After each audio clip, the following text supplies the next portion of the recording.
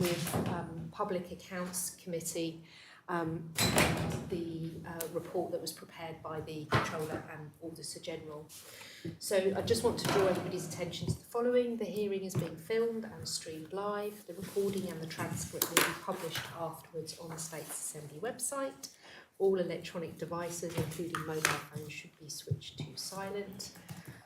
And for the purpose of the recording, we'd be grateful if everyone who speaks make sure that their name has been stated and the role. So if I can begin with introductions, I'm Deputy Helen Miles, Chair of the Corporate Services Scrutiny Panel.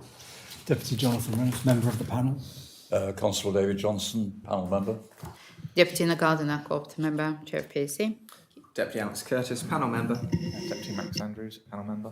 Deputy Chief Lyndon Farnham, Deputy Lyndon Farnham, Chief Minister. Deputy Malcolm Ferry, Assistant Chief Minister. Andrew McLaughlin, Chief Executive Officer. Okay, thank you very much. And I know we're waiting, aren't we, for the She's on there. Leslie Darwin, the Chief People Officer, will be joining us shortly. That's fine. Can I just ask before we start, does anybody have any declarations of interest? No? Okay, that's lovely. We've got an hour and a half scheduled for this hearing. We have got a lot of questions, so we'll try to get through them as best we can, but we have got quarterly hearings coming up with you, and we could always put something into writing as well. So the question planning today is really around recruitment, retention, public service restructure, senior level appointments. So I'm going to kick off. We know that we have got a recruitment freeze in the States Employment Board annual report. You said that the freeze had enabled you to maximise opportunities. So could you provide us some examples of how opportunities have been maximised by the recruitment freeze? Well, in terms of, I'm trying to think back in relation to what came after opportunities. Just to put a bit of context very quickly around the recruitment freeze, it's just we've just had over a year of that now, and that's enabled us to almost halt the growth in the public sector. And whilst, I want to stress that we have an excellent public sector, we've allowed it to expand beyond, I think, what is required. For example, we've grown headcount and FTE by 25%.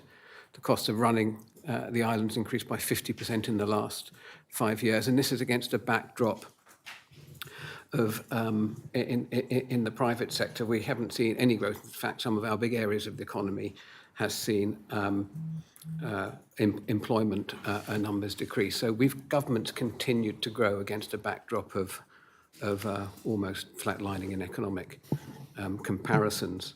And so what I think this is enabling us to do is sort of thoughtfully find a path back to what is sustainable.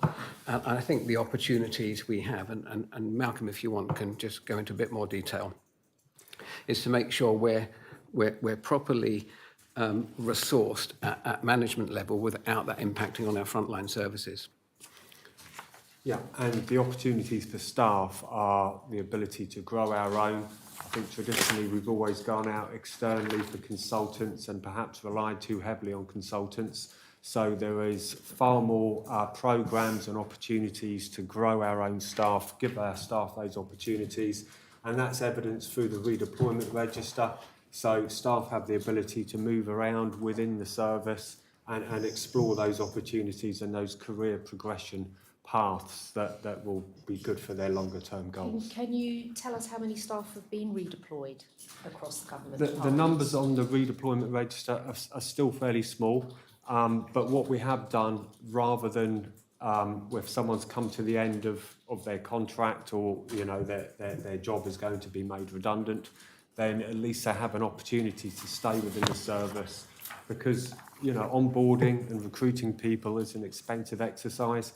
And if you can already recruit from within your existing workforce, that's better for them and it's better for our cost base. So which departments have been mainly affected then by the recruitment freeze? And so mostly, we said right from the start that essential and frontline services won't be affected.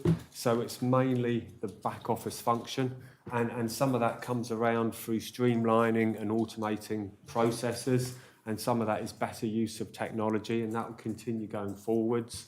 You know, we do know that education and health are still the biggest sections of our work base. But what we're planning to do is make sure that those essential and frontline services still don't get affected, and that where we can make those efficiencies in the back office we can. Of course, Cabinet Office and some quite high positions you see recently over the last year, we've pruned those out, we've made those savings, and going forward that's a recurring savings. So where has the freeze kind of bitten the hardest then across the departments? I would say in top layers of management, you know, we've seen those big savings made. That's where it's bitten hardest, and we've seen that where we've replaced those positions, we've not backfilled. So if someone has stepped up to the role that someone has left, then we have not backfilled those posts, which still creates a real-term savings. What sort of internal feedback are you asking for and receiving about the impact of the recruitment freeze on service provision and workloads in general?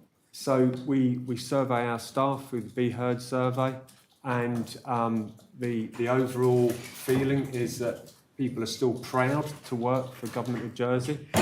They still see it as a good place to work. Yes, it has its challenges, but overall the output from the Be Heard survey has been positive and increasingly positive. So I think overall people that even work for government recognise that it was expanding beyond where it should ever have been, and they see the curbing of the growth as a positive thing. And have you had any feedback at all about the increase in workloads, people feeling that they have to do sort of two people's jobs because staff aren't being replaced? You know, it's about people being rewarded properly for the work that they do, and it's about feeling valued for the work that they do and properly recognised. And generally speaking, that's what comes across. Yes, there are some challenges where people perhaps say that, you know, it could be better in some areas, as you'll always get in any survey of this nature. But the overrider is it's still a very positive place to work. If somebody wants to express their dissatisfaction with workload, how does that work? So, firstly, they can speak to their line manager, obviously. They can contact the Chief People Officer, you know, with any concerns that will be dealt with in a confidential way. If they work within the health service, of course, there's the Freedom to Speak Up Guardian. So there are lots of mechanisms that people can make their voices heard and not wait for surveys to come out. So are you confident that the States Employment Board is on top of the feedback that is coming from grassroots members of staff? Yes, I am, and you know we're very confident that we make every avenue open for people to be able to give us their feedback, and as was heard recently by a question in the States Assembly about rest breaks, that is dealt with properly and efficiently, and a full review was taken place, and there was an endpoint to that review. Okay, thank you. One of the Common Strategic Policy priorities was a commitment to reform the planning service to enable sustainable development in Jersey. Can you describe the impacts of the recruitment freeze on the planning department and planning policy areas? Do you want Leslie or I to come in first before you? Yeah. We've actually recruited 8 civil servants into the I&E regulatory roles during the recruitment freeze, so it was being very clear there's been no impact on that department in terms of regulation. So the feedback we heard was that there was quite a big gap between the people leaving and places being filled, and this did impact on the policy agenda. So in terms of recent recruitment during the actual freeze, we have recruited 8 permanent full-time roles into that department. The Chief Executive has been very clear that it shouldn't impact on, the recruitment fee should not impact on that department because of the responsibilities it has. How do you explain the feedback that we've had that suggests that there has been just considerable delay? Just so that we're clear, a big focus of the CSP was improving the operational performance planning, which Islanders felt, in terms of its responsiveness, in terms of how long it takes to get things done, particularly for smaller schemes, was unacceptable. I think Deputy Luce, I'm sure, has given publicly statistics that show that the significant improvement in the operational performance of planning this year, which obviously was a CSP commitment. I'm sure we can get those sent along to you. Because it was a CSP commitment, in the context of the overall freeze, we focused quite a lot in making sure the resources were there to actually reduce waiting times to clear out the backlog. I think they're having a lot of success with that. That's the CSP commitment. I think you're referring to policy rather than to operational performance. The commitment was to enable sustainable development in Jersey, which is a policy area as well as a practical area in terms of delivery.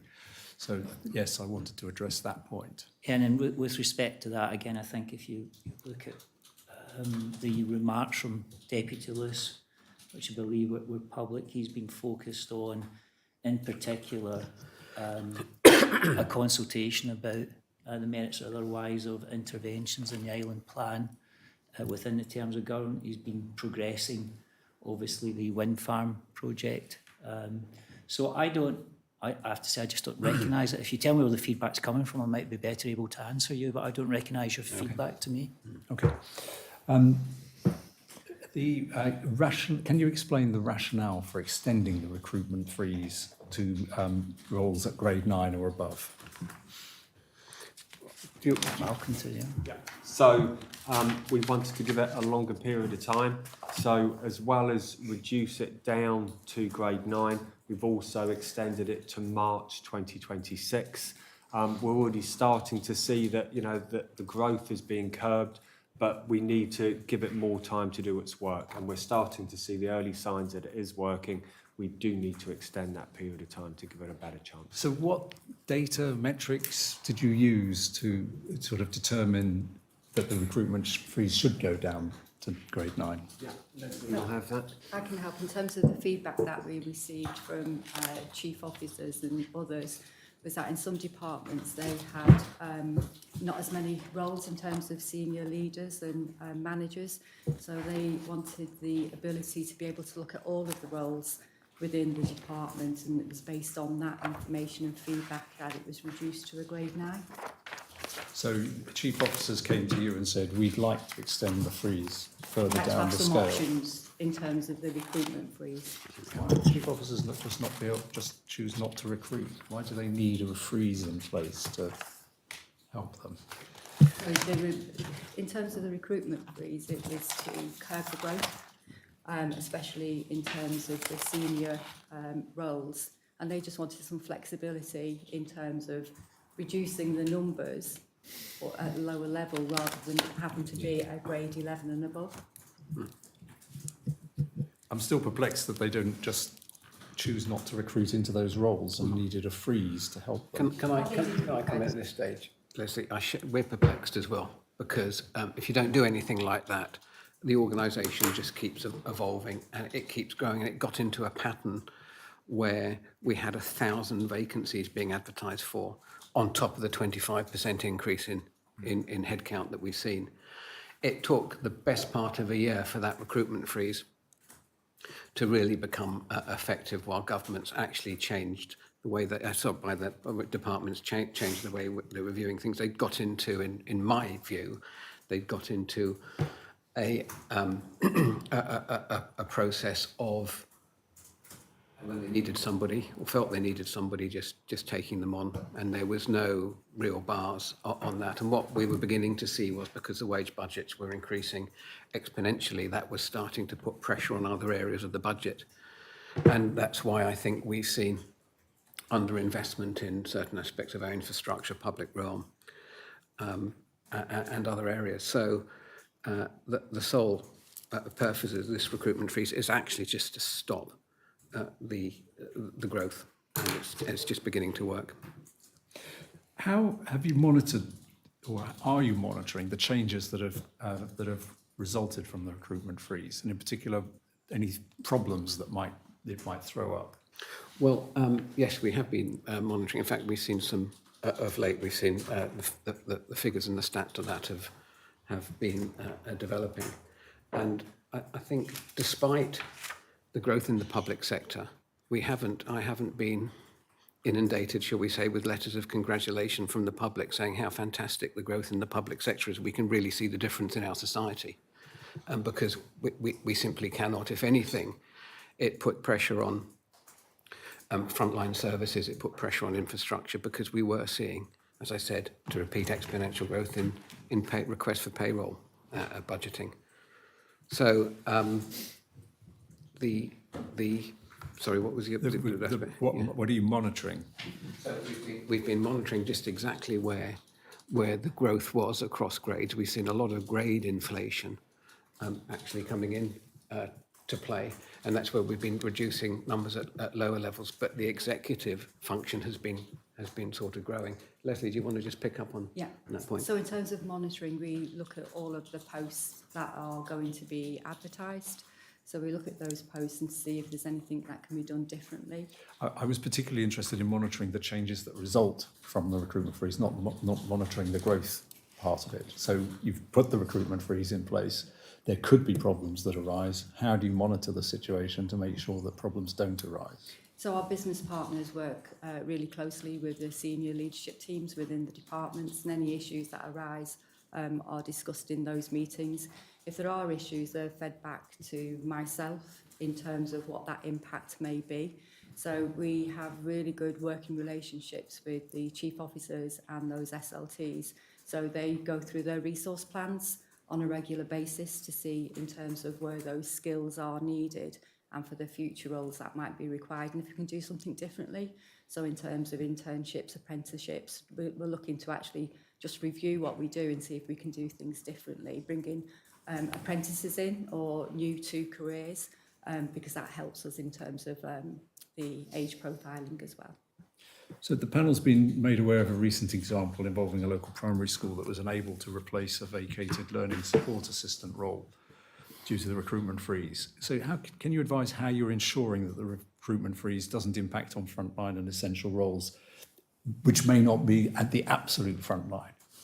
So in terms of those roles, I think they would be seen as frontline roles to the department, and the chief officer within that department, they have authority in terms of the where and the recruitment process.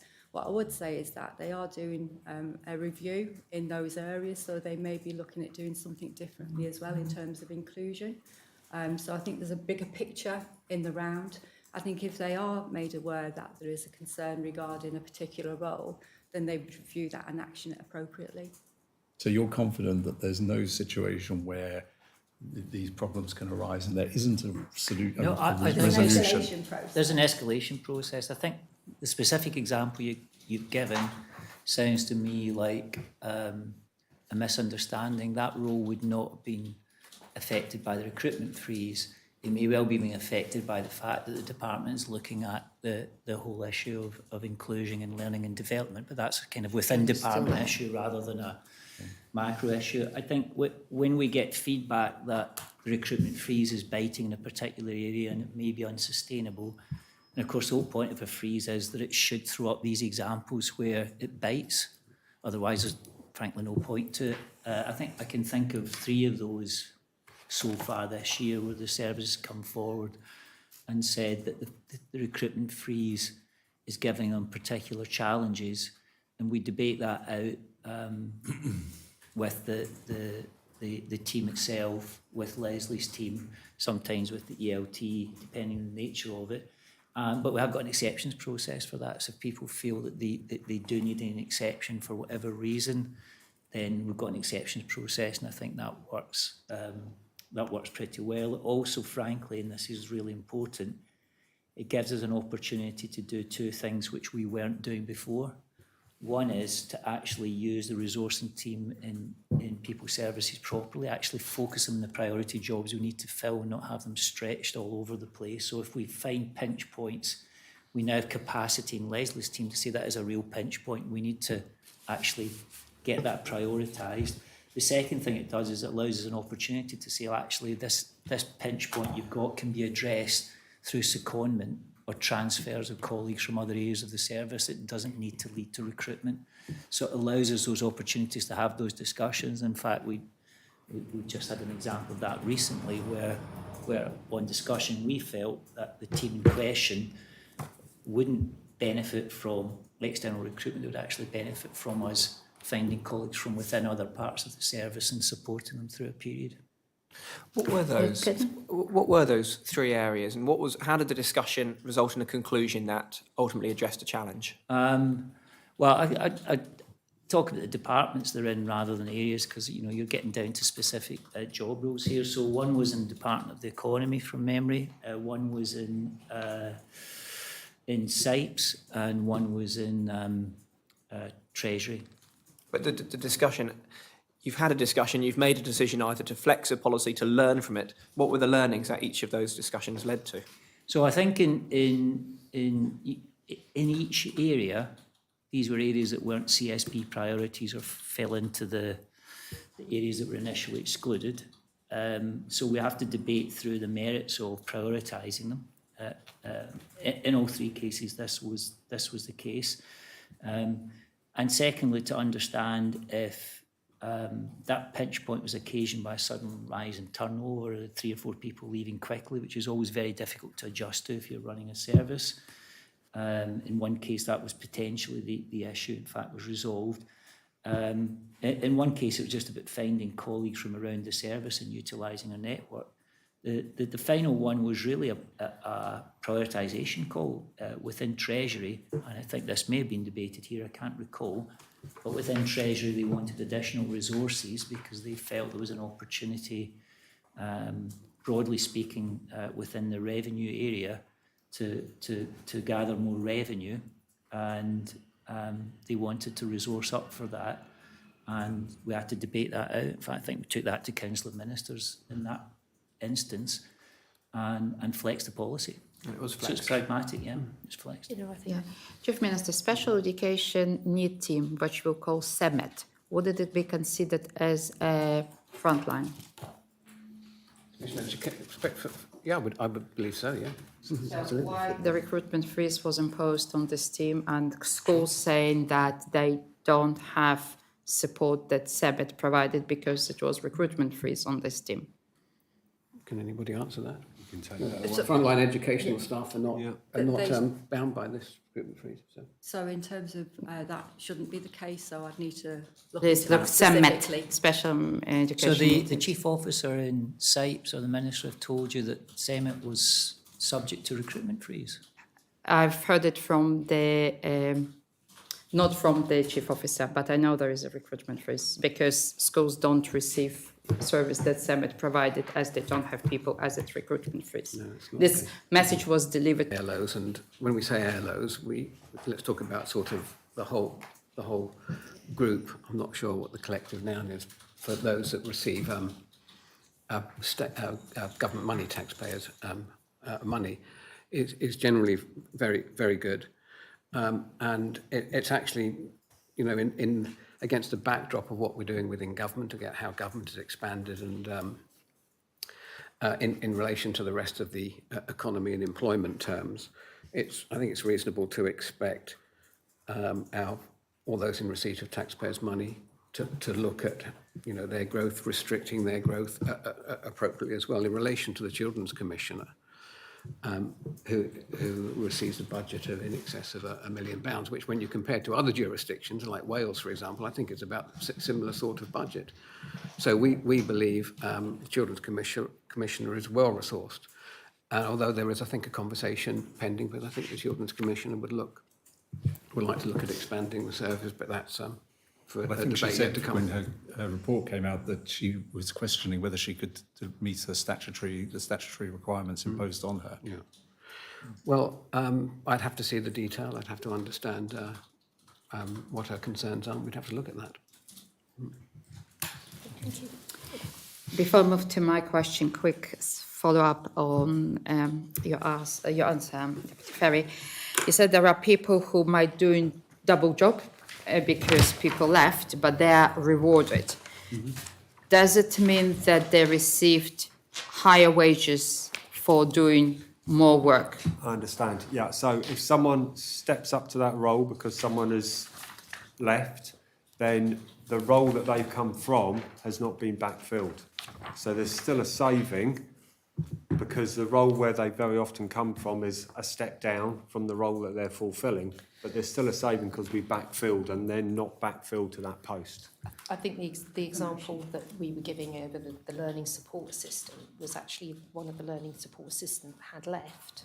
They were told that they couldn't re-recruit because the school was in deficit, so therefore the current learning support assistant then had to be supporting 2 children as opposed to 1 child, Okay. which has an impact on the classroom and an impact on the family and an impact on the We children. need to look at that specific case. I was talking generally about In generally.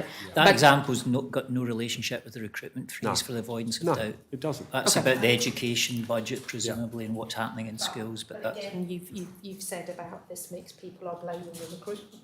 Yeah. It's still a recruitment and retention issue, Yeah. and that this mixed message is of concern in itself. They just need to have more clarity around what is and isn't in scope.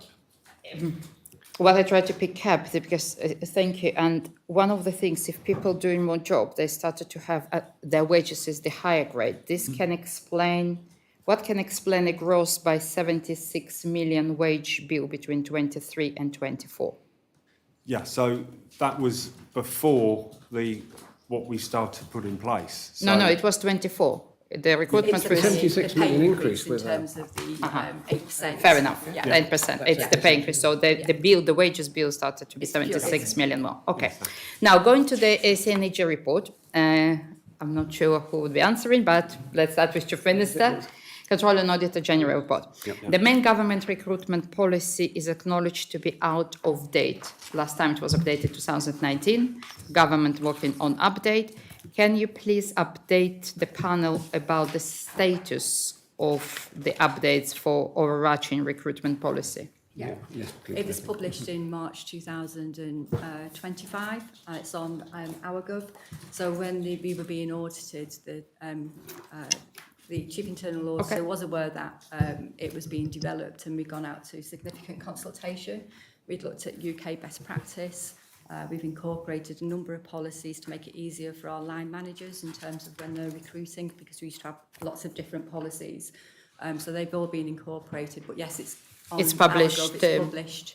okay. Yeah, along with safer recruitment as well. Good. How are you ensuring that the policy is interpreted consistently across departments? So we're doing lots of audits and checks at the moment, and we have a toolkit created for a line manager with checklists in terms of what is required of them. One of the actual recommendations was to go back to centrally holding the interview records, because managers were meant to be keeping the interview records. So we now have a checklist in place when we get a full pack that we go through and check to make sure that they're complying with recruitment and selection. So, how the risk associated with potential bad hires being mitigated? There was very clear in the CNG report that we have a bad hires employing wrong person. So how the risk now will be mitigated in different way? Yeah, so in terms of, if you're thinking about our safer recruitment in terms of our regulated posts, we've actually introduced a one-day training for all managers that have responsibility for regulated recruitment. That's a one-day course. It's a certificate in terms of the UK. So that is already in place, and the first sessions have already taken in place, but specifically within schools for our hiring managers and children's services. Can you give me an example, please, from your new policy? Because I still didn't look into the new policy. I didn't know that it was published, kind of was probably advertised. So actually the new policy, which needs to introduce modern methods of recruitment, needs to address bad hires. What is in your new policy address this point? So it goes through in terms of what a manager should be looking for and the checks that should be taking place for line managers when they're recruiting.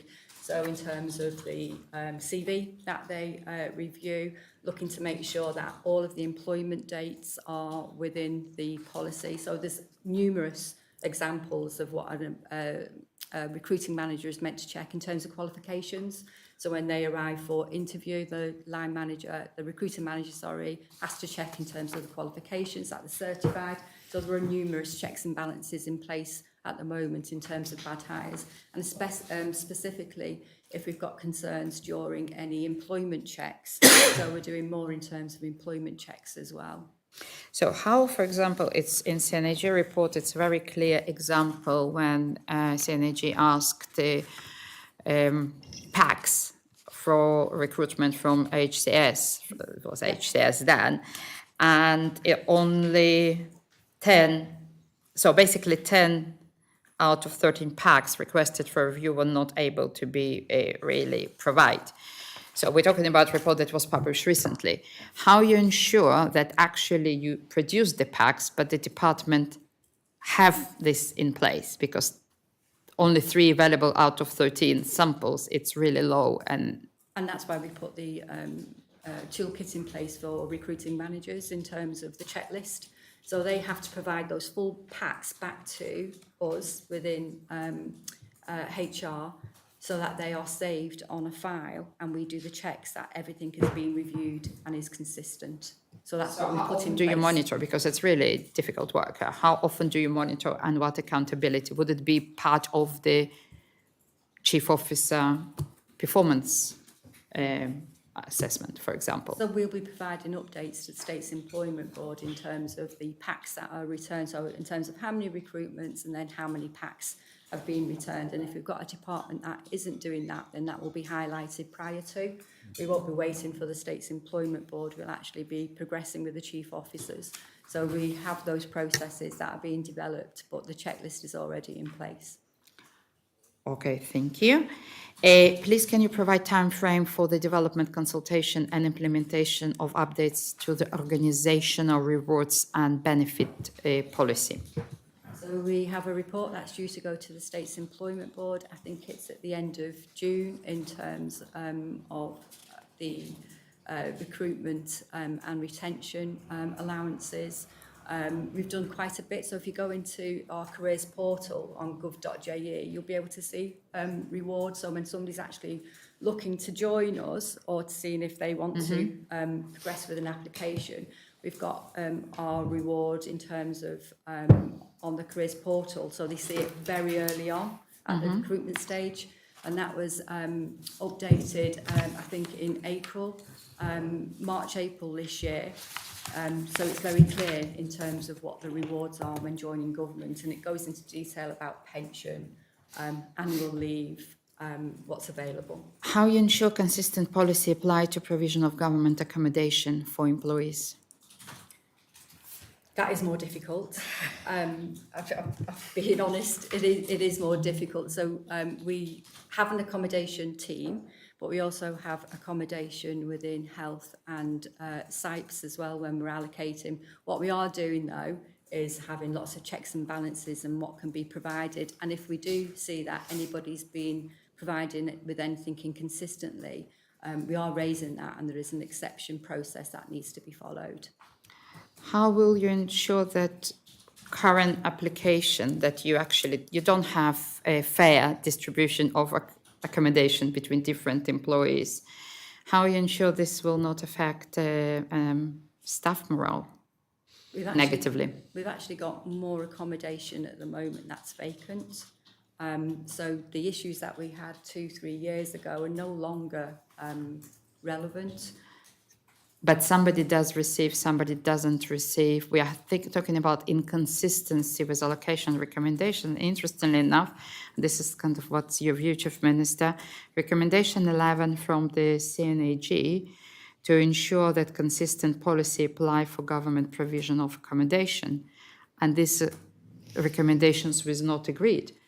I mean, I'm not entirely sure why this recommendation doesn't seems to be important, that consistent policy applied to accommodation provision for new recruits.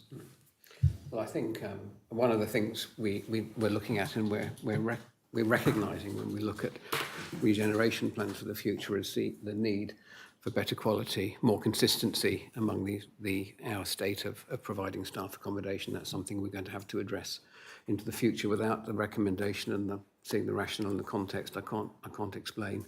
Would you review the executive response to CNAG report regarding the accommodation? It's recommendation 11. Recommendation 11. you. We'll have a look at that. Thank you. And how have policies and procedures been updated to better support colleagues affected by redundancy follow the recruitment freeze? So our policies have just been updated. I would think that it was April that they went live. So we've done a full review. We've also looked at legislation to make sure that any changes in legislation have been incorporated within the policy. So we've done work with our trade unions as well in terms of those updates. Our priority is to redeploy and not actually make anybody redundant. So from that, we've actually enhanced our redeployment process to make sure that individuals are getting the opportunities to move in government rather than having redundancy. Thank you. Can you give me a specific example to what's changed in the policy to support employees that faced redundancy? So in terms of our redeployment, that's what's changed within the policy. So we have a designated team within People Services at the moment. So anybody who's on the redeployment register gets issued with all of the roles that are available, the guaranteed interview and trial period. So we've done a significant piece of work in terms of that. Okay, thank you. So, turning to retention and the recent CNAG staff recruitment and retention report highlighted that 4 departments, SIPES, part of the Cabinet Office, of course, has changed between the time surveyed, CLS and Treasury, all experienced first-year staff turnover rates in excess of 10%. What's your view from a State's Employment Board perspective of those numbers? Well, I mean, we're always working to keep retention rates as high as possible.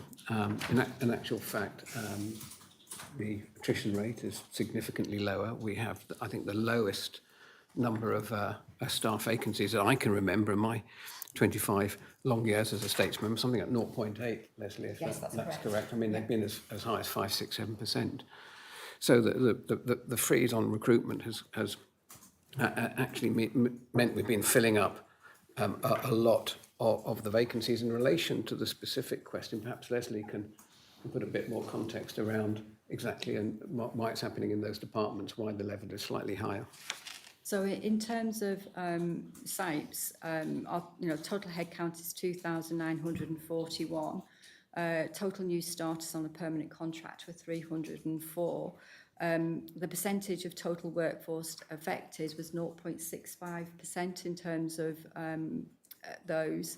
The number of reasons we've identified via the exit interview, personal reasons, leaving Jersey, and career development. So in the 17 cases that we've had, there's been not one particular issue that we've been able to identify. It's normal turnover, effectively. So, well, my first question to that is, do you, when you look at employment and retention, consider early stage turnover, so that's a 1 year or 2 year, as an important metric, as an important measure? Yes. And if so, why is it important, given the numbers, if you think, aren't that bad at the moment? Because there's a significant cost to recruitment. So we would always look at we've gone through the process of recruitment, and at that significant cost, the reason why people aren't staying with us within the organisation. I have to say some of that is that we're better managing probation and performance, so there will be some involuntary departures within those figures, but it is important because we need to understand why people are not staying with us. So are you happy, back to your point, that the numbers experienced across the board are broadly what a healthy organisation hiring would look for? There's 2 things. There's obviously the cost of recruiting. The other thing that we're paying attention to is we're very aware that it's difficult to onboard to Jersey, particularly if you don't have a residency nexus, particularly if people are coming in. It's a difficult place to onboard to. People think they're coming from the UK to the UK, and they most emphatically are not in every aspect of life. So we want to look at it to just understand as well what more we can do and learn if we do go to the expense of recruiting someone, particularly who doesn't have a nexus, a residency nexus. What more do we need to do to improve onboarding? And that, I think, is going to become a rising challenge, and is a rising challenge across the island, because the labour pools from which we're drawing, public and private sector, are changing quite fundamentally because of Brexit and other things. So there's a number of reasons for looking at it. The data that we do check this for all these reasons. The data that we've got, and Leslie will correct me, is that we have seen a year-on-year improvement in the rate of turnover from people leaving within 1 year. So I think the only department where it's crept up is Treasury from memory. Everyone else year-on-year is better, sites included. And when we've looked into that, we split down between those who've left of their own accord and those who we felt following the probation period weren't quite right for us. And those who have left of their own accord, there was no real pattern other than, I think, to say that probably compared to the past, people come to Jersey and leaving again quite quickly is an issue. And that goes back to, we need to learn more about how people on board into Jersey, because I think you're seeing a similar trend in the private sector of finding it difficult to get people to stick on the island when they're recruited.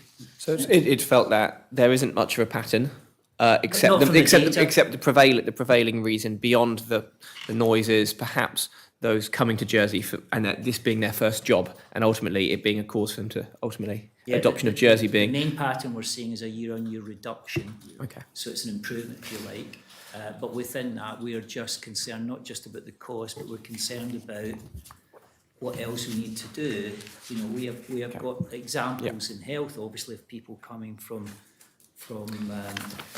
countries in Africa, for example, and what, you know, how well are we onboarding them to the island, I guess, beyond paying rations and shelter.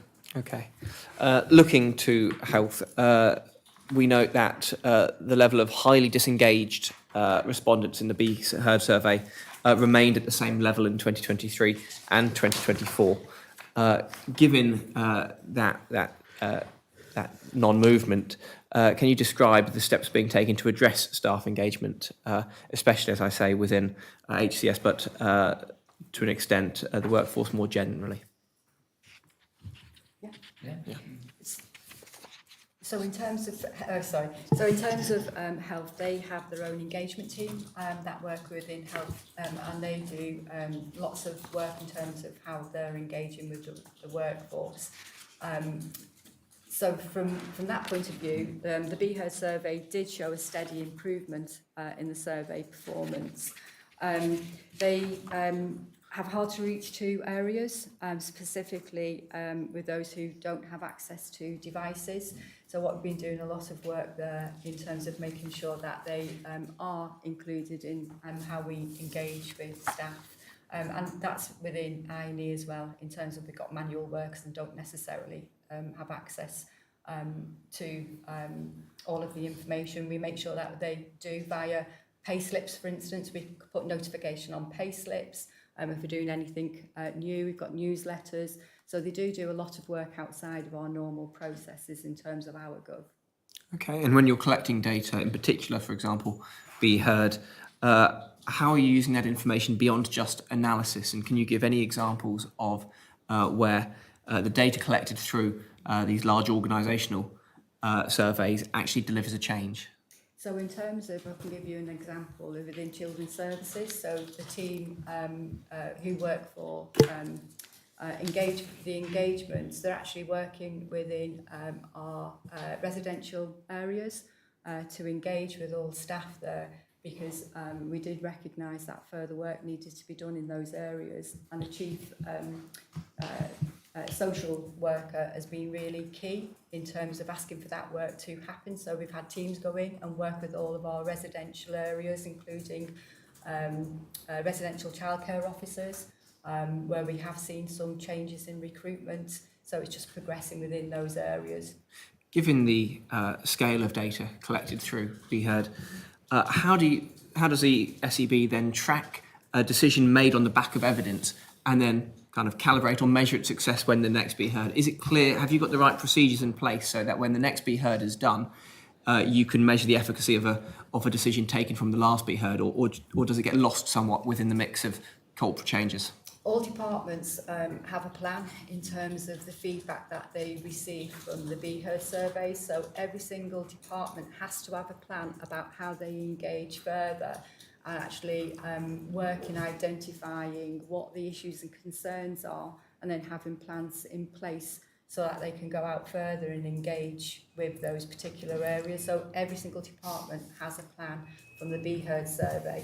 Then what they will do is produce a report in terms of how they are developing that feedback in terms of that plan. Okay. So it's fair to say that the throughput from one survey informs the next survey, Yes. and that's how we make continual improvement. Okay.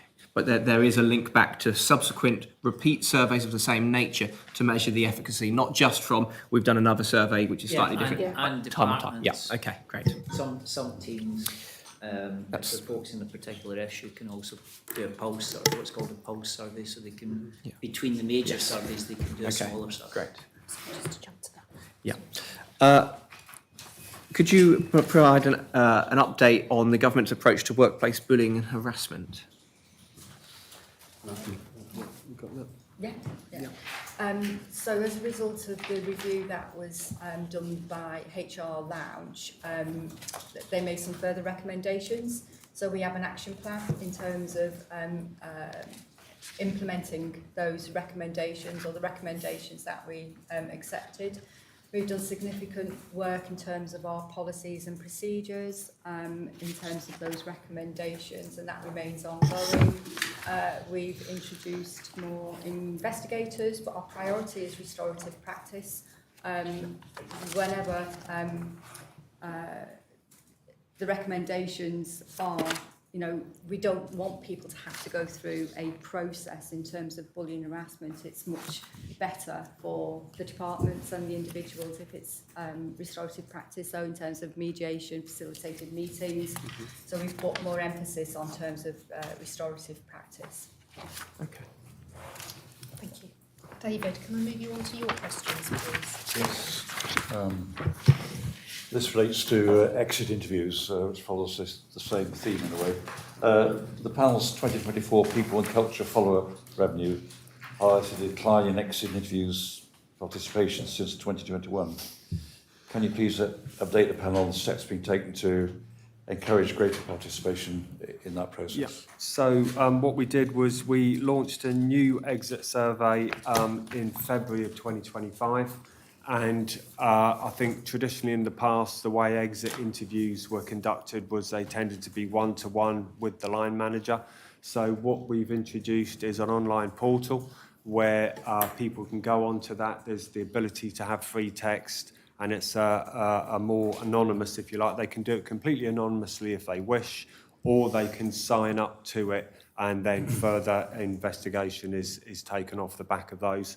And equally, of course, sometimes when staff leave the organisation, they still want to speak to people after that event. And I myself have had interviews with people who've left the organisation because they wanted a discussion about what had happened during the time that they worked for us. Well, thank you, sir. And you may well say your updaters answer my next question, but the CNAG staff recruitment and retention report highlighted that exit interviews are not undertaken consistently, and the reasons for staff leaving are not well documented in the public service. However, the recent executive response stated that a standard policy of exit interviews was agreed in place with no action required. In view of your last comment, can you explain Yeah, where you are on that? you know, we do understand the value and the importance of exit interviews. Obviously, we can get a lot of information from them, whether people are leaving for good reasons or bad. So we are determined to make sure that more people undertake them. Obviously, it's down to the individual. Some people are leaving and they don't want to give their feedback, and that's entirely their choice. But, you know, we've got plenty of departments that have got 100% success rate in their exit interviews that they conducted last year. So it's a mixed picture, to be fair. Some departments are better than others.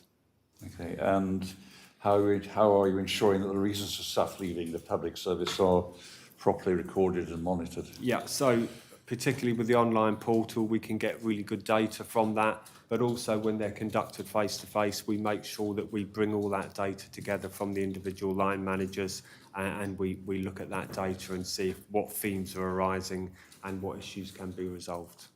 Okay, and my next question again follows a trend. Again, the 2024 People Culture Follow-up Review highlighted those reasons for non-participation in exit interviews. These included concern about future employment prospects within the organisation. Now, you've mentioned earlier on about the desire to keep people within the organisation, so that's clearly a prevalent concern. But that's why we've given people the ability to contribute anonymously if they have that fear that it's going to affect their future career progression. If they've got any concerns like that, they can still have their say, but they don't have to attribute their name to it, so it gives them complete anonymity. We would hope that actually, you know, we've got a culture of openness and transparency and that people wouldn't feel like that. And like I say, I'm happy to speak to people who've experienced something not so good in the workplace that we can talk through. Understanding the concerns of what will be former employees, how can you impress upon them the safeguards you've got in place to ensure that their anonymity or their concerns are not? I think we can continue to offer it. I advise that it's better if they sign up to it, and if they do, it will be completely confidential. But if they have those concerns, then they can complete anonymously, and we will still take that feedback on board. And is there anything more you can do to allay those concerns, which are real, I think? Yeah, if they're real, I just think that we need to continue to press the point that, you know, no one will be given a bad reference for anything that they say in an exit interview. It's their opportunity to tell us how we can make improvements, and also to celebrate our successes, because not everyone is leaving for bad reasons. Sometimes they're going on to further jobs outside of government, and you know, they've taken some really good skills with them. It's worth impressing as well that the data analytics team remove all identifying data from the information gathered. And we've just got to build confidence with people, because that's where there's a lack of confidence in the anonymity is a big issue. Sorry. Just realistically, the ones we're interested in here are the ones where people have got a problem, and anonymity can be a very hard thing for people to believe in, given that their complaints are likely to be at a fairly individual level. How do you actually get to that problem? All we can do is keep impressing on people that they can speak to us openly and honestly. If they want to speak on a one-to-one basis, we can offer that. If they want to do it through an online portal, we can do that. If they want to do it with their manager or another manager within that section, they can do that. So all we can do is keep offering as many ways to receive their feedback, and give them that assurance that, you know, it will be anonymous if they want it to be. And equally, if there is things that they want to action, then we'll do that as well, because that is all part of the process. Yeah, Chief Minister just mentioned the phrase data analysis scheme. So can you elaborate on what data is collected, please? Yeah. Can you just repeat the question? Yeah, sorry, the Chief Minister just referred to a data analysis scheme. No, it was a data analytics team. Analytics team. The analytics team that actually compile the data on the exit interviews. Okay, right, they remove all the identifiers. So can you elaborate again? The same question stands: what data is collected? So the questions that we ask on the online form, all of the data from the responses is collected. So they have absolute anonymous.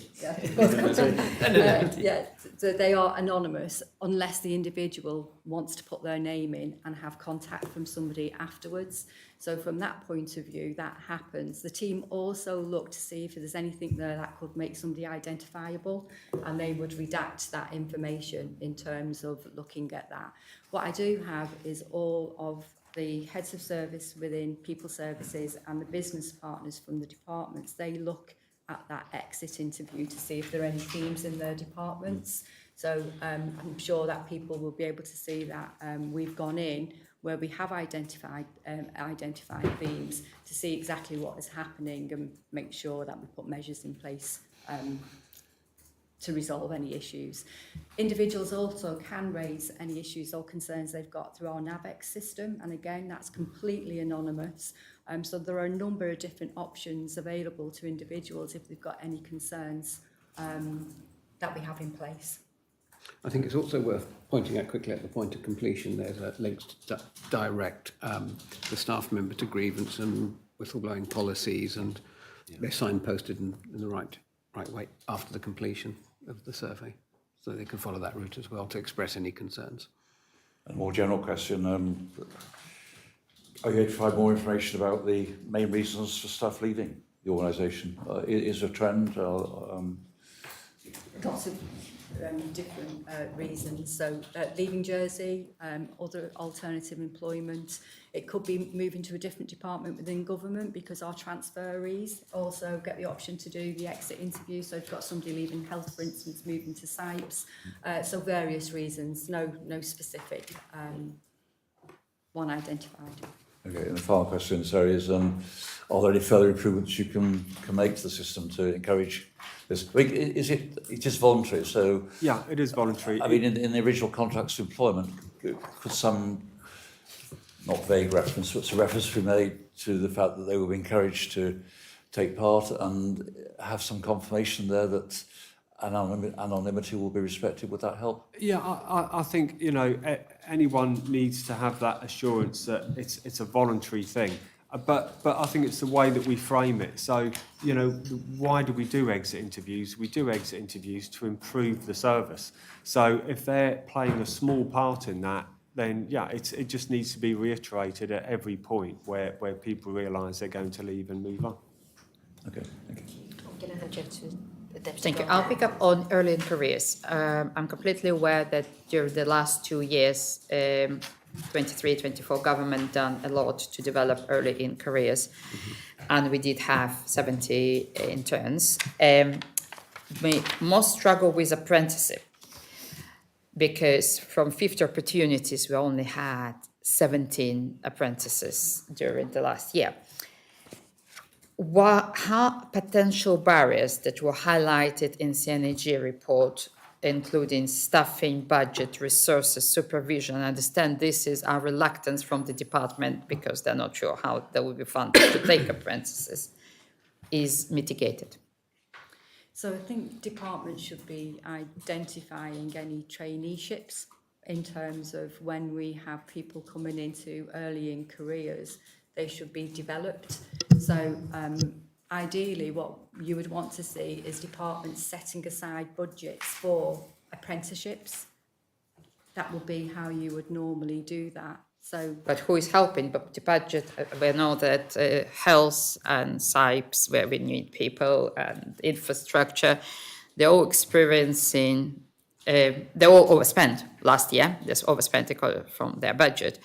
How they're managing to allocate the budget to train the early careers? Basically, are putting, is the responsibility should be on the department to fund the apprentice, or responsibility should held centrally with people services?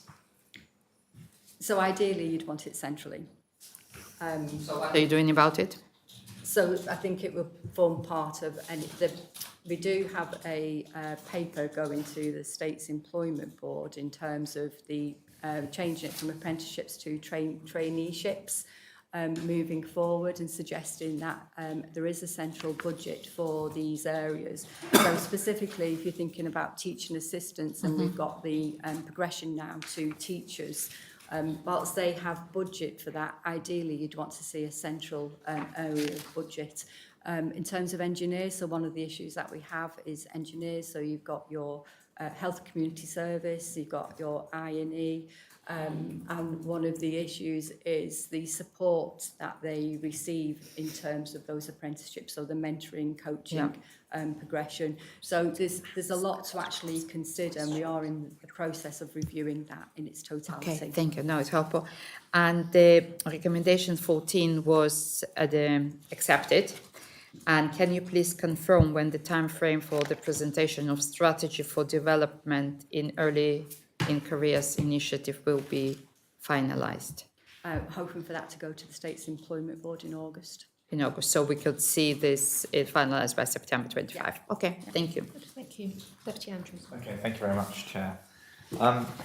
Chief Minister, I want to ask, firstly, about the identified skill shortages in the areas of project management and digital skills. And I want to know what actions are being taken to mitigate those effects, and are you confident that progress can still be made across the public sector in those particular areas?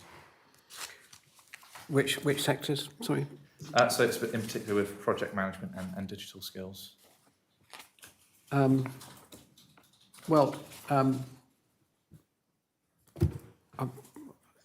sorry. Could you? So there are skill shortages in those areas. Right. So what is the impact of that? Do you mean identified by the CNAG or identified by Yeah, someone I'm not else? immediately aware of skill shortages in project management. No. So In fact, the opposite. But, Yeah. we have job families. We've actually created job families for those roles, and we're not seeing the numbers in terms of not being able to recruit to those roles at the moment. Okay, I just want to ask the Chief Minister, when you've got positions where there's a great deal of responsibility, and if an individual is to leave the public sector, what impact does that have if that individual or individuals happen to be the only individuals within the public sector with the skill set to, for instance, develop strategies or to do certain jobs? Well, generally speaking, right across the board, with the odd exception, I think we've got a broad depth of skills. We've got large structures. Going back to the beginning, if anything, I think we're overstaffed in certain areas. But of course, you will always get, I think, the odd person that is not indispensable but important, and that's why a chief executive has the ability to flex. To flex a policy on recruitment. But generally speaking, in actual fact, I think we've been getting more productive by looking at consolidation of roles, especially in policy and project management and so forth. And do you think technology potentially has a role moving forward? Yeah, we're still in the very early days of that, but I think technology, especially with as we learn more about artificial intelligence and how that can be incorporated, those are areas we're looking at and planning carefully. We don't want to go wading into something we don't fully understand.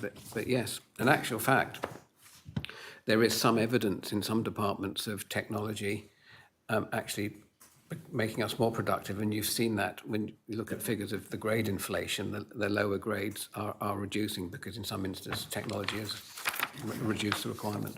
Okay, thank you very much for that, Chief Minister. I just want to move on. Obviously the panel is aware that in terms of succession planning for key roles across the wider public sector, following on from the removal of the group director role, and there is a large gap between middle management and chief officer roles. How do you navigate this situation moving forward? Again, I don't really recognise there's significant gaps in management. Could you be a bit more specific, perhaps? Yes, so for instance, if we are looking at the chief officers of, say, social security and children and young people and education and skills, those particular areas themselves have obviously seen changes, and I want to know what is the impact. Well, the impact, if you look at SIPES, the impact I think has been very positive, and the same with social security, where we've seen key positions go. That we've seen succession planning, people have moved up. We haven't needed to backfill the positions. In relation to SIPES, they are one of the two departments, indeed the most significant increase in staff numbers. I'm confident we're well covered. So I think the point of the question is the succession planning for the next chief officers. Ah, right. If the group Okay, director fine. role has been, if you have removed the senior leadership role, there's a very big gap between, for example, your grade 11 and your grade 12s, and then your A grades for your chief officers, which I think the panel are concerned that then might mean you're going to have to look at off-island recruitment again, because there's nobody at that 13 to 15 level serving a traineeship or an apprenticeship or what have you, in the way that has happened, we've seen has been arguably successful at social security and Yeah, stuff. sure. So, well, we know in relation to the CEO, current CEO remains in post until at least December 2026. And the contract, the CEO, we extended the contract to ensure stability and continuity to support delivery of the CSP. It's the tier Yeah, three. I'm coming on to that. Okay. The relationship between a group director role not being there and succession for the chief officer role, I want to make that clear. We're doing a fairly rigorous succession planning exercise, Leslie and I, with Seb, to look at succession for the ELT roles and ELT minus one roles. My own view is there's a lot of talent in the organisation at appropriate grades who can come through in a reasonable timetable and give us really good succession. So actually doing that exercise, if anything, I think has increased our confidence that we won't be at the mercy of the market going forward.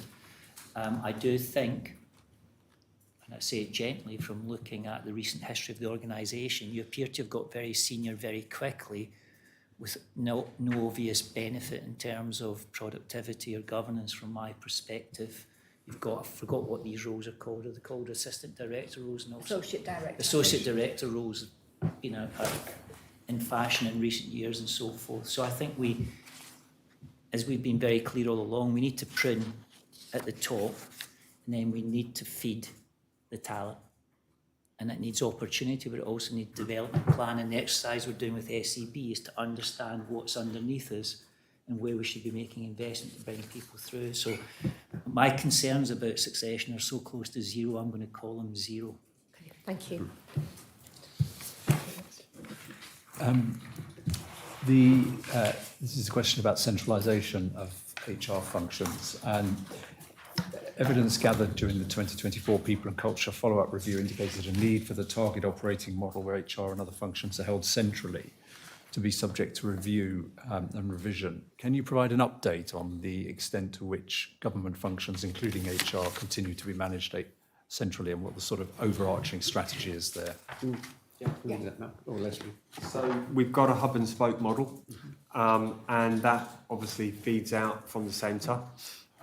So basically we've got our HR team have realigned our resources to prioritise performance and delivery, and that is part of an ongoing process to improve the HR function. But, you know, we've seen health, for example, grab back the HR function, or want to grab back the HR function. To what extent is that going to happen generally, or is it a specific thing to health? Is there a strategy here? So health, it's recognised that health have got particular concerns and issues. They still are ultimately accountable to the centre, but they've got more flex within their own team to be able to deal with issues swiftly, and you know they are slightly different issues that they tend to encounter in health. So yeah, just to clarify, so health, for instance, have always had the HR team sat within health, including medical staffing. What we have done is allocated the recruiters that are designated to health to be supporting more within health. So that hasn't actually changed. We've got the same model within SIPES, so we have designated business partnering teams for SIPES, IME, all of the departments. Where we have centralised is where we've got, I would say, centres of expertise, so your case management, your organisational development, your learning and development. So we've still got that model in place, that hasn't changed. So what we have done is put more resources in to be able to deliver the business plans. So I'm actually a bit more confused now. What has changed as a result of health wanting to have more autonomy? What has actually Can I changed? just provide one clear point? There's been no grab of by health, and so a bit more context. Can you just provide the correct context around that relationship, please? So they've always had their own health HR operational team. They still call on us in terms of case management, L&D, employment relations, reward, so that all remains the same.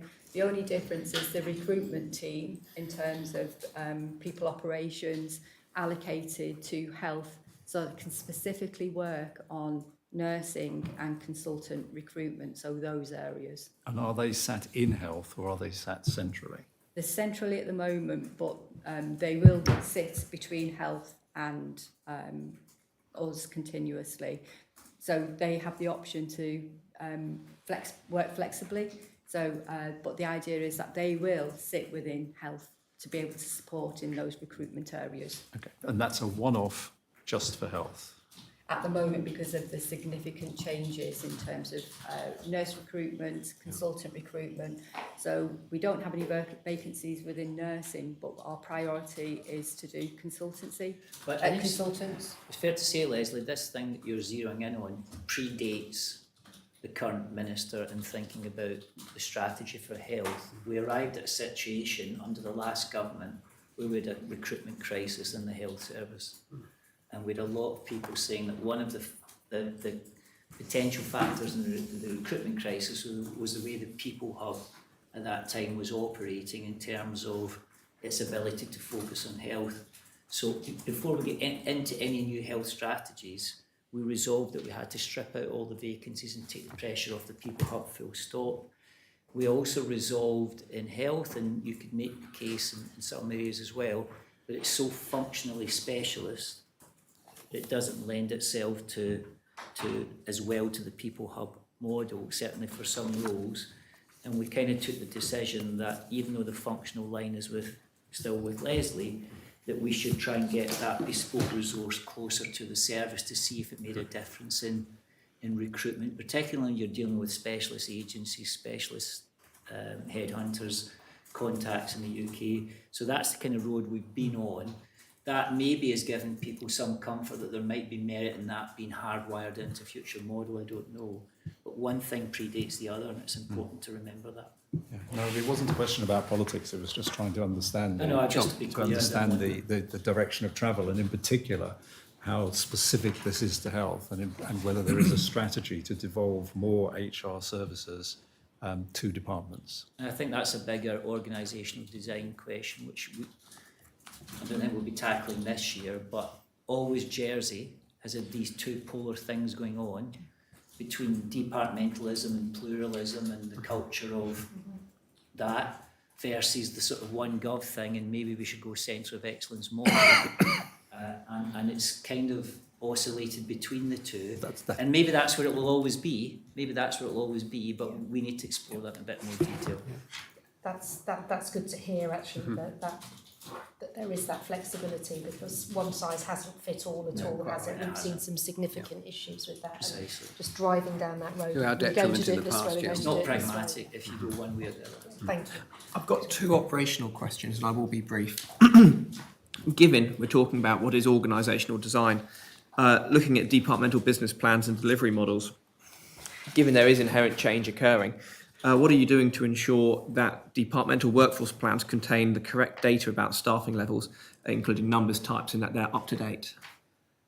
And easy to share, for example, with Well, scrutiny. the workforce plans are developed by the Central Organisational Development Team, which should provide that continuity.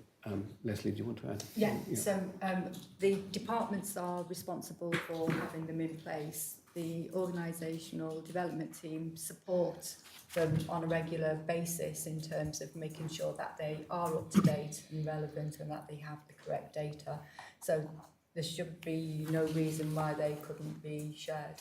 So are the tools and processes designed as such that when if we were to ask, we'd get a snapshot in time, and it's not a laborious process on your side to collate, update, and that you equally at a central function can say, this is a state of the nation, state of the public service ultimately, with regards to kind of its operating kind of plan for staffing levels and departments.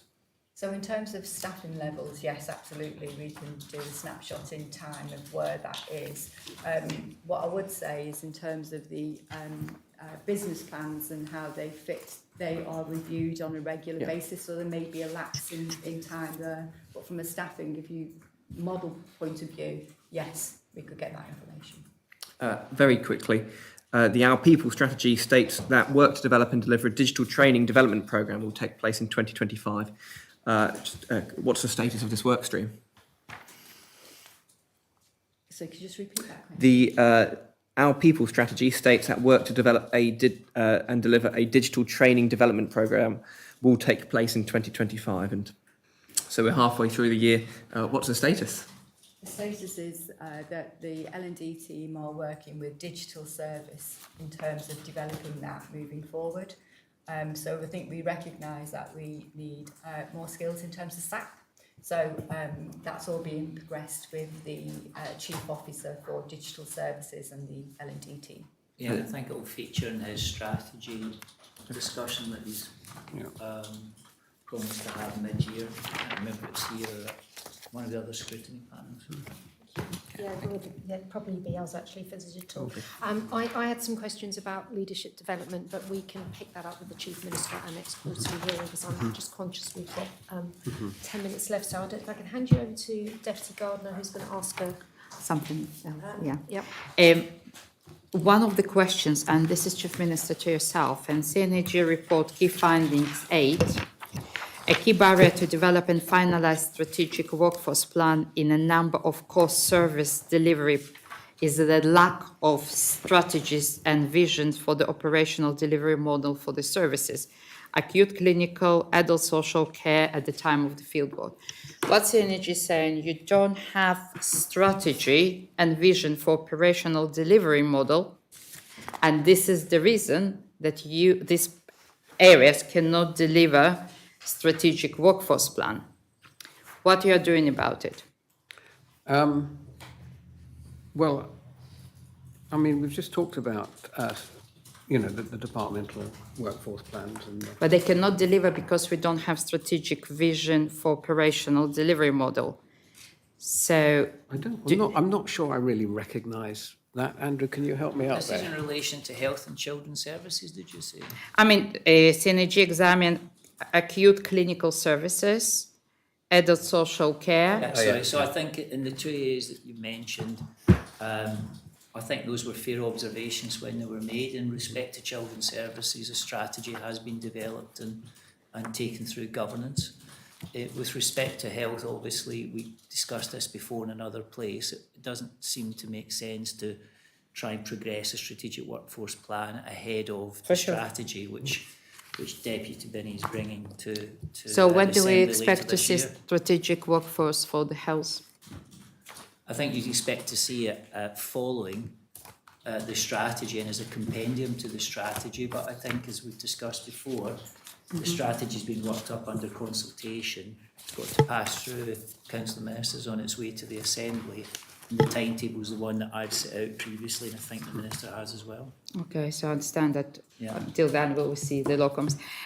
In a relation of compulsory and voluntary redundancy payments to departing staff, please can you advise how a net recurring savings are calculated? We're talking about annual reports and accounts. Yes, sure. Leslie, yeah. So in terms of the savings, we look at whole reward. So in terms of what the salary is, what the pension contributions are, what social security. So that's how we identify what those savings are. And how is this recurring savings? Because it's taken out of the departmental budgets. So the actual savings taken from the departmental budget, so it's reoccurring. Yeah, once the role is removed, So the department cost of will the have role- less the budget is budget. adjusted downwards, exactly. And that gives you the recurring calculation of the And current what in relation to appointing a new and replacement staff? Well, if it's a VR scheme, in terms of there shouldn't be any replacement because you're actually taking the post away. So there shouldn't be. But that hasn't happened, has it? If you think about Chief Officership for Social Security and Chief Officership for SIPES, both of those posts were part of redundancy. but they Or weren't. the They were roles back- have they been weren't taken backfilled. as a result. So someone stepped up, but the post they came from wasn't backfilled. So there was still a saving. But it's still under consideration if you still need, for example, if we talk about SIPE Director for Education, because we kind of not sure if we need or not. So when the decision would be made about the structure, because what was the indication that the SIPE's reviewing their structure? Director of Education role, I don't... It's an example. The individual resigned in terms of the Director of Education. So will we have director for education or not? Or when the decision will be made, if the director for education or chief officer for education would be a post, or this post will be redundant? So in terms of the structure, that is currently being reviewed. That's what I'm asking. It's reviewed. What When we- we will what we know. stopped doing What was basically- automatically replacing people, because that's one of the reasons why the organisation has just kept growing and growing. No, I understand, but this means The that it's policy staying is to bring within. people forward. The chief minister, I completely understand. Yeah. The person resigned, you are reviewing. Yeah. So currently it's still within the department budget. You didn't take it out from the department. You might didn't pay this year, but it's not recurring. When the decisions will be made by the end of 24, by the end of 25, what will be the structure? I think by the end of 25. Yeah, by the end You're of. talking about the Chief Education Officer role, Director of Education? Yeah. General about the size, because there are several things. 7 roles that we identified for you before are out of the structure. They're not going to be replaced. Yeah, Okay. yeah. Yeah, very. This involves the the position of Chief Executive Officer. Yeah. So slightly uncomfortable in a way, but what I wanted to ask is, Chief Minister, can you confirm whether there is a strategy for the permanent position of permanent Chief Executive Officer, the appointment of a permanent Chief Executive Officer? Well, yes, I think, shortly, I think Andrew will become our longest-serving chief officer for the last 3 or 4, and we're very keen to get some stability and continuity in the role, and that's at the heart of the work on succession planning the chief executive is currently leading on at the moment, and that's after a good study of the internal talent. Because one thing I think we've omitted to do in the past is look closely at who we've got in the system and bring them through. And so, as you know, to reiterate Chief Exec's point earlier, we are working on that now, on the Chief Executive succession planning scheme, and we will leave for the next government a succession plan in place for them to decide upon. So the recommendation 9 of the CNAG report said, ensure that a robust strategy is documented and actioned sufficiently early to mitigate risk to the successful appointment of a permanent chief executive. So documented and actioned sufficiently early. Will you be documenting and actioning during this term of government? Well, the documentation will be there. The actioning, I think, is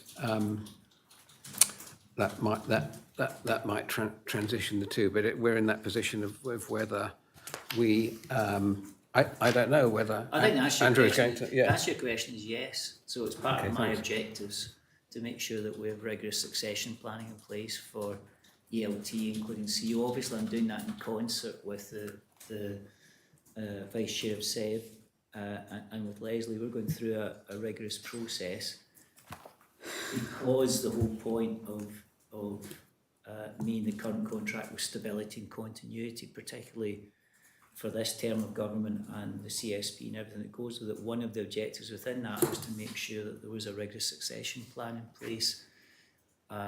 Whether that's activated by this, where it gets even more uncomfortable, this Chief Minister or whoever it is next summer remains to be seen, but the timetable is to make sure that we don't find ourselves in the position that maybe previous Chief Ministers have found themselves in this regard.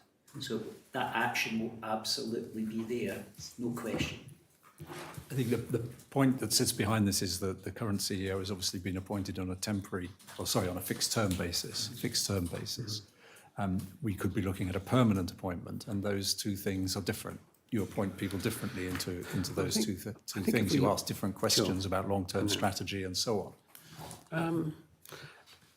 I think everybody's different, isn't they? Aren't they? Really, and I think the focus with current chief executive has been on long-term strategy. That's the majority of what we're doing now. But for example, we think that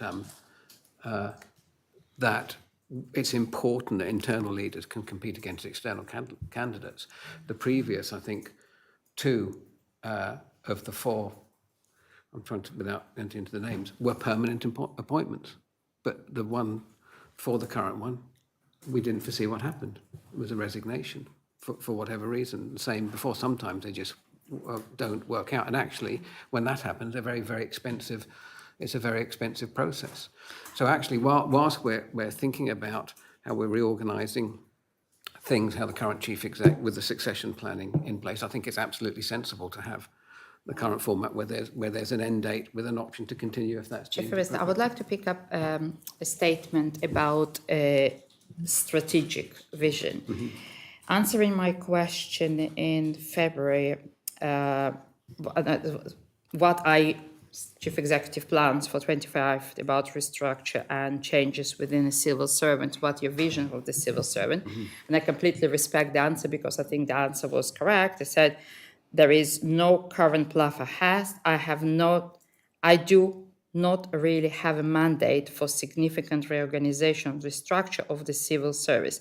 I think when I was last here, explained the mandate from the Council of Ministers I have for 2 years of the government. This is what we have got. And I completely respect the contracted till December 26, and Chief Executive needs to support the government to deliver government objectives for the next 2 years. Yep. But it's different about permanent when you have strategic vision for the next 5-10 years. And this is, I think, what the Deputy Ranov trying to check with yourself. And I think the important thing is that the organisation needs to be robust enough to ensure that the future doesn't rely on the departure of the current chief executive, and that's what we're aiming to do. We're putting some depth into it. Can you confirm whether any work is underway to review the law to clarify the role of the Jersey Appointments Commission in the appointment of a permanent CEO? Again, as CNAG. I don't think there's. Yeah, can you update on that? So there are plans to review in terms of the appointment of the Chief Auditor General. So that is in process. So with what's kind of timetable? So timetable is that we will be going out to look to recruit June, July time. For appointment for December 26. Why we are not looking into the similar time for appointment chief executive that also contract is expiring December 26 as CNAG contract? Is it also strategic For the reason just previously explained by the chief exec.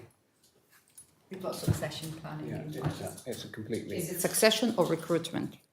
Sorry, no, in terms of the Auditor General, that will be recruitment. And for the chief executive? Likely to be succession, that's what I said. Okay. I'm just conscious it's 1 o'clock, that's the 90 minutes. Thank you very much. Thank you very much. Thank you. Thank you for attending today and addressing questions. We didn't get through our question plan, so we'll pick up those with you either at the quarterly hearing or a couple of them probably we'll put into writing